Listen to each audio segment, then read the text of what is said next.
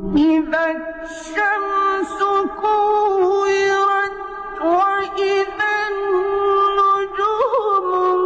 انكدرت وإذا الجبال سيرت وإذا العشار